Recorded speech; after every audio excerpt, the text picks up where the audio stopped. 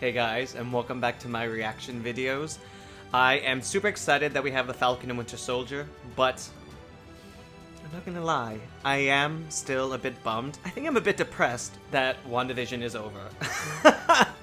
I think I've probably re-watched it who knows how many times. It's actually like the thing I always put when I'm doing stuff, just on the background. It's like, let's watch WandaVision again. As much as I miss WandaVision, I am really happy that we have the Falcon and Winter Soldier. I'm really stoked to see what Marvel's going to do with this show, also because it's completely different from WandaVision. So I'm liking that we're getting these different kinds of tones for their shows. So let's see it!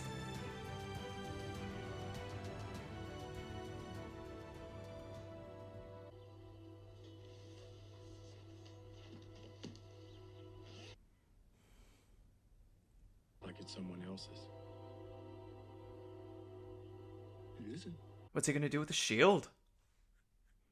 Got it.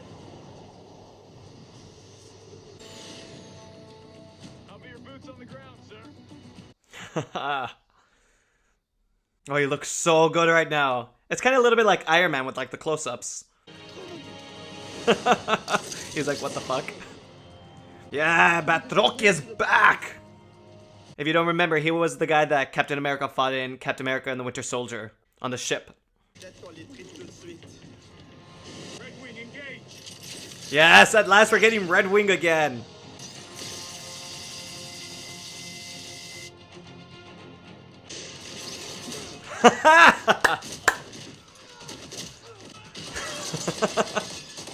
Oh, I love it when he uses it as a shield.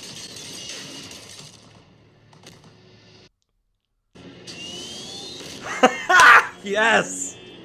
That's so cool. He uses like jetpack to like ram him.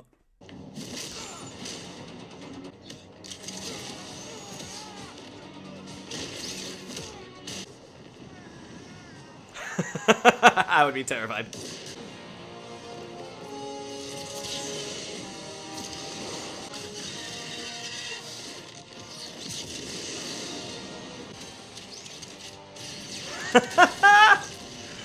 They've literally upgraded Red Wing. It's amazing.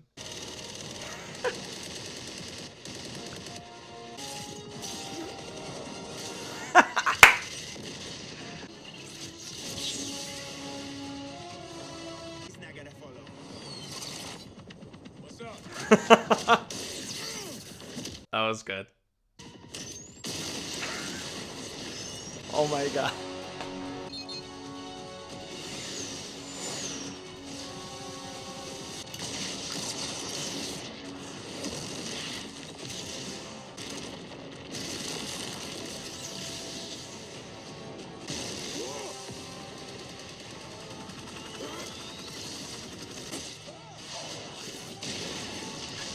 Well played.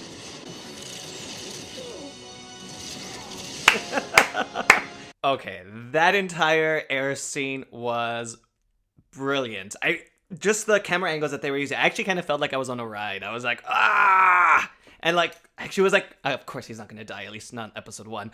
But like, with all like the bombs going off and the close calls, it was just, there's just kind of, they've really done really well with kind of making you feel like you're part of the action with the shots that they're using.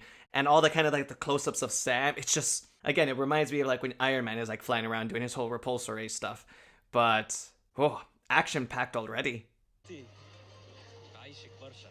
Oh, they're talking about the blip. Or the snappening. I prefer the snappening.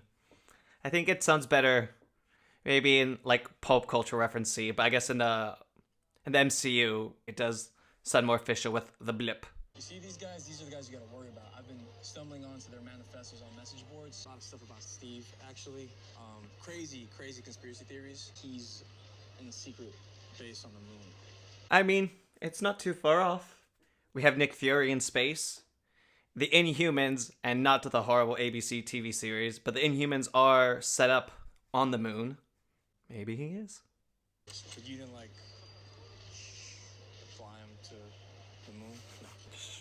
What are you doing there? Moon stuff. Moon stuff. And he mastered posing stoic. Hey, it's Rhodey! But this belongs to you. I'm not too bummed about this because I assumed it would kind of go this way. I think by the end of the series, we will have Sam kind of assuming the mantle of Captain America, and I think the series will just kind of follow his, his own self-doubt until he finally realizes, hey, I can't be Captain America. It would be too easy if he started off already, right? Where's the drama? Feels like it belongs to someone else. And someone else is Steve. So, like, is Captain America dead? Or is he just, like, in hiding somewhere? Like, does Sam know where he is? Oh, the pain was real. Oh, you could feel it.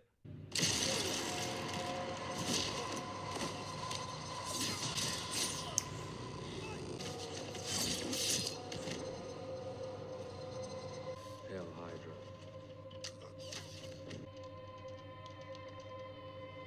Oh.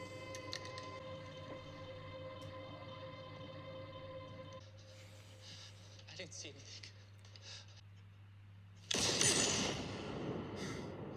I totally called it was a dream, but damn, a nightmare flashback. The government needs to know that you're not gonna... Go crazy and kill people. Oh, come on, really? You gonna do the notebook thing? It's passive aggressive. Passive aggressive. Can't do anything illegal. That feels illegal. To make amends. I didn't have a moment to deal with anything, you know? Peace. That is utter bullshit. You're a terrible friend. I was... You're free. To do what? This is one of the things I'm really liking about these Disney Plus shows. The same thing goes with WandaVision is, besides exploring more in depth the characters that haven't really been able to get the spotlight in the other films because there's so many of them, they're really taking kind of this more human aspect of what it is and the things that they go through. Obviously Wanda going through her grief, and like right here, Bucky, actually dealing with the fact that he's been doing nothing but fighting for most, if not all, his life, and hasn't really had any chance to step back and like live. And so you're now coming to the whole like human aspect of it, like, the actual struggle of actually dealing with all that, especially with him, with all the people he's killed. So I like the fact that now with these Disney series, you kind of have like more time to actually be in this kind of more human aspect space of them actually dealing with issues that are plaguing them. Ah! I'd like to take you out on a date, maybe to bingo or a night of pinnacle. Bingo. Okay. Wow. All night then. What's wrong? Honey, this kid don't know, and he was killed. The police said. I felt it was strange. In here.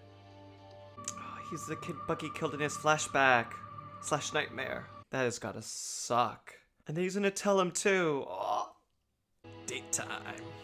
I wonder if she knows who he is, because, like, does she just think he's like a randomly attractive guy, or does she know that he's like Bucky? Because even if she doesn't know necessarily who like the Winter Soldier is and whatnot, like, his face is plastered in that Smithsonian museum. So just, I mean, it's just a random thought. Like, does she know? Like, oh my God, you're famous. Not the most adorably old-fashioned No, thing he in brought the world. flowers. How old are you? 106. Okay, so I don't think she knows who he is. No word for someone whose kids die. Is he gonna tell him? And I owed you for lunch.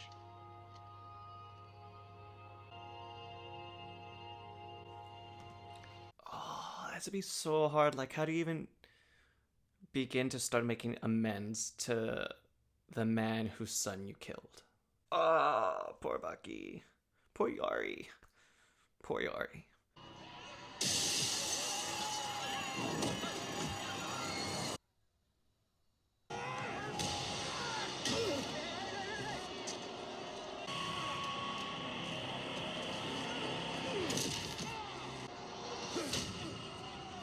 Okay, so it seems like he had superpowers.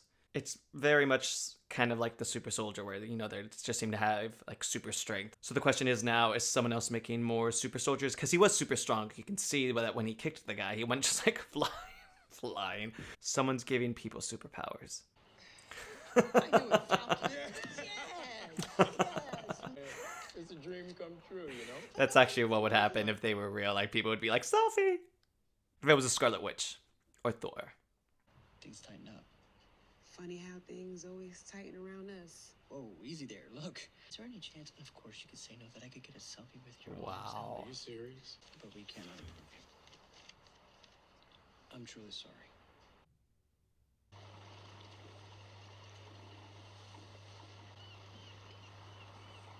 See, even for Sam, the story, it's so much more personal with the actual, like, struggle of trying to, like, keep, like, the family boat that he was, like, raised on, you know, and now, like, his house is, like, tied up in the loan. So it's just, like, these actually, like, real life, real world problems that so many people, like, face. So it's just really good that they've kind of, like, brought down, like, the struggles that you see in the film, you know, like, it's not like this, like, alien invasion or this, like, sorcerer trying to take over the world or, like, this Matt Titan trying to destroy, like, half the universe. It's these just more personal struggles that everyone deals with, and these Disney Plus shows just have much more room to work around and, like, play these out longer, you know. They're not trying to condense everything into, like, this one film, so you just really feel for Sam, you feel for Bucky, and they're just, I mean, this was only the first episode, so they're laying so much good groundwork already. He's strong. He was. I mean, Bro, it went dark as soon as it was all up. what are you thinking? Nothing. Super soldiers. You don't think you could be a... Look, I'll circle back. Super Let's soldiers. keep this between. We also need a hero to defend this country. We need Me and welcoming your new Captain America.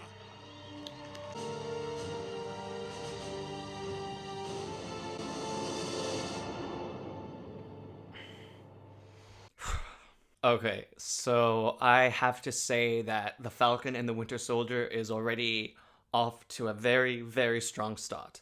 Because, one, the action is just there, and you know there's going to be so much more action in this series, but they are really diving into so much more of the human struggles and the human aspects of our superheroes that you sometimes just forget when you watch these, like, epic Marvel films, and they're facing against these, like, supernatural threats. You kind of forget that they're just normal people. Well, for them, I mean, Sam's normal. I mean, Bucky, you know, he has superpowers, whatever. But you know what I mean. You know, these, like, normal struggles that our heroes do face. So they've just laid it out so well already that I was really hoping there was going to be, like, 2 episodes like they did with WandaVision. But they didn't. So, bummer. So first off, the shield that Sam has is the one that Captain America gave him at the end of Endgame. That's not the same one that he had, though, because you have to remember, the shield that Captain America was fighting with was destroyed by Thanos in Endgame. So the one that he gave was from that alternate reality where he lived out his life with Peggy. So, and this is just like some, like, insider comic book knowledge. The shield wasn't originally made out of vibranium, if I remember this correctly again. It actually was made out of proto-adamantium. Now, unless you're a comic book nerd like me, you probably are like, what the hell is adamantium? Besides it sounding like vibranium. Adamantium is in the Marvel universe, is technically the strongest metal on Earth. I think it tops vibranium. They're more or less the same, but essentially the most important thing you need to know about adamantium is that is the metal that Wolverine has in his skeleton.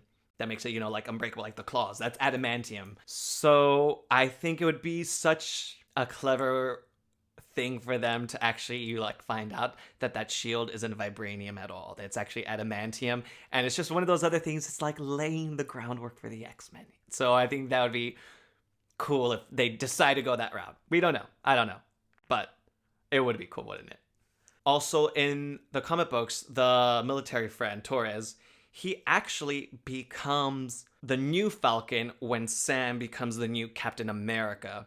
In the comic book, Sam actually has the ability to, like, talk to birds, which is not in the MCU. But, you know, I like what they did with kind of like Red Wing, and it kind of be more kind of like a little mini R2-D2 now, because he responds as, like, Sam's voice now in voice commands. He's not just like, he's a more human-esque type robot like you would get with, like, R2-D2 or C-3PO. So I like that they did that. And I don't really want Sam to get, like, powers or talk to, like, real birds and, like, see through their eyes. That would be cool, but I don't think they're going to go that route. Torres does get, I think, more bird-like powers, because, of course, he started off as human. But the thing to remember, though, is Torres gets them from this comic book character called the Power Broker. Now, that's important now, because now after watching this episode, The Power Broker is essentially a villain who gives regular people superpowers. So you have Torres that can eventually become the new Falcon, because we know Sam will eventually become the new Captain America. These Flag Smashers, like this vigilante group, that guy had superpowers.